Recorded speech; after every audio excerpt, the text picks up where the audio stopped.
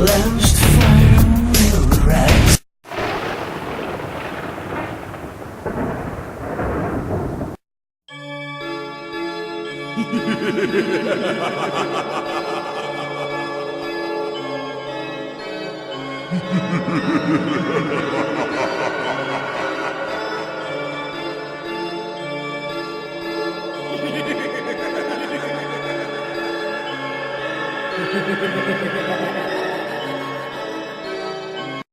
Hello, YouTubers, and once again, happy Halloween!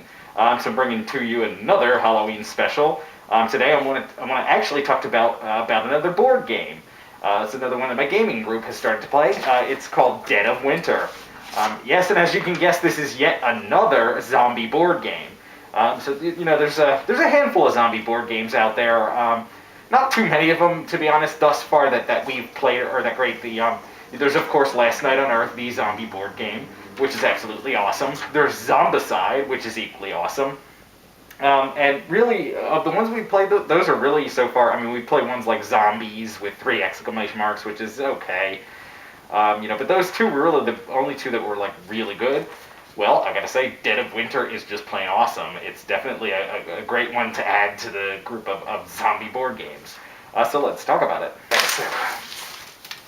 A little hard to talk with that, so I am going to take that off. Okay, so, as I said, it's a zombie board game. This one kind of takes place in a winter setting. Everything, it's very cold, it's, there's snow, and that's kind of the theme of this one, is it's like, it's the dead of, not only is it the dead of winter, but you're also dealing with zombies, the living dead. It's just like, it's like the zombie apocalypse, a million times worse even than normal, than it could be, because it's also like bitter cold.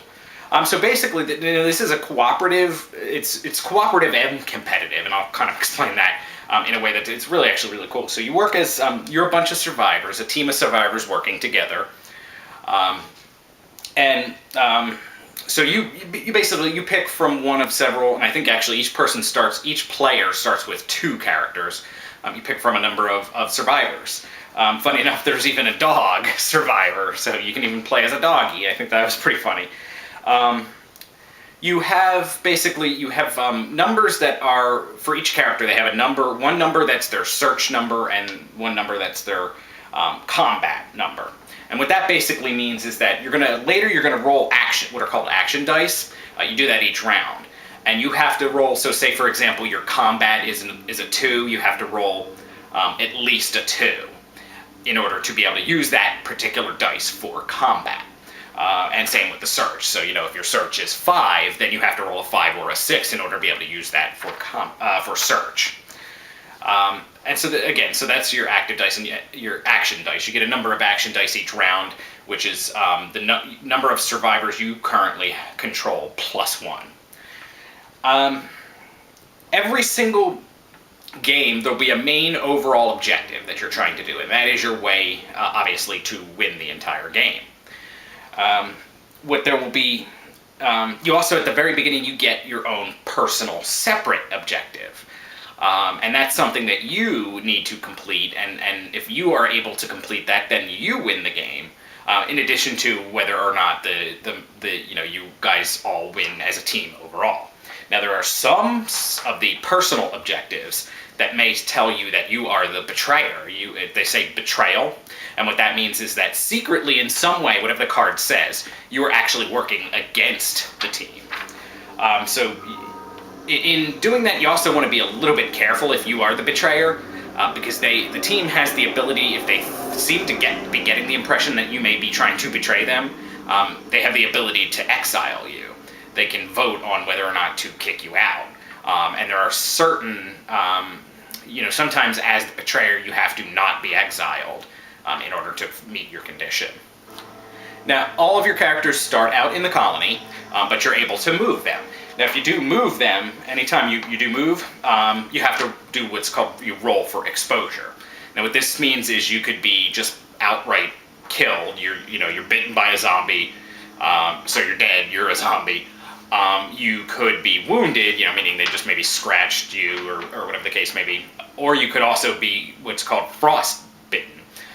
what that is that it's basically equivalent to a wound. The problem is that unless you can heal that frostbitten wound, you start taking a wound, an extra wound every round.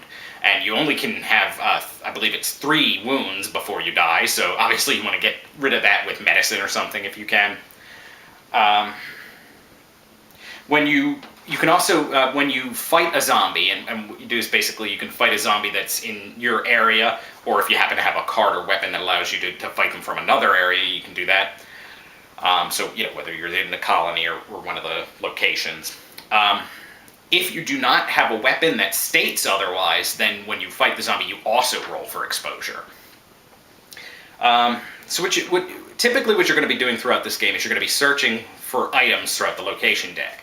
Now, this may be weapons, you may find more people, you may find food, gas. Oftentimes there's either the main objective calls for a certain number of certain cards, such as the gas, the food, whatever the case may be, you're trying to finish the main objective.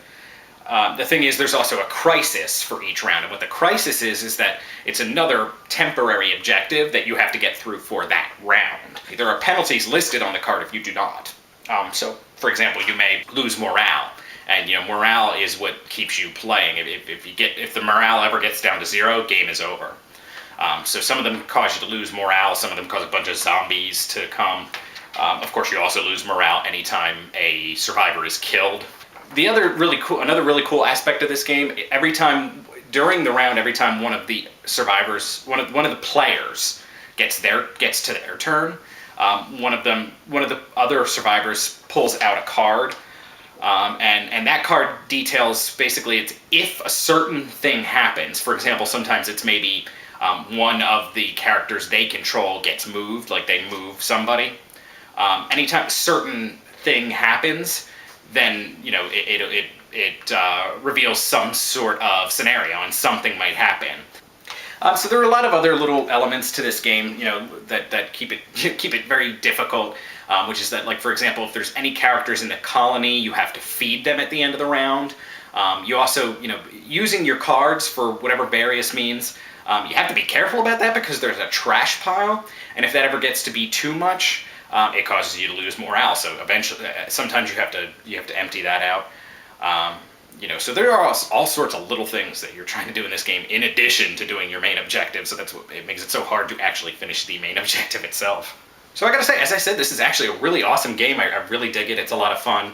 Again, there's not a whole lot of really good zombie games out there. So, like the main 2 that we played last night on Earth and Zombicide are really, from the several that we played, were like the only good ones. Actually, there's a recent one, Zombie 15, that's a lot of fun but hard on your heart. I'll probably do a review of that one sometime. So. I'll just leave it at that.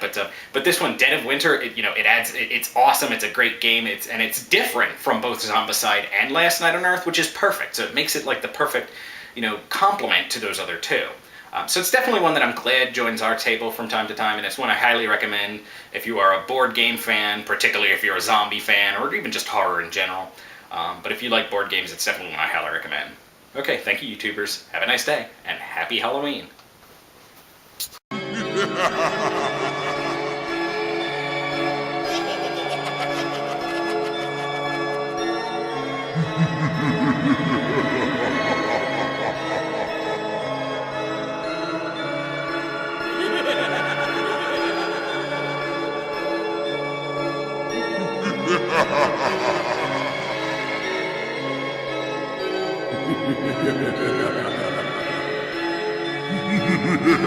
ha!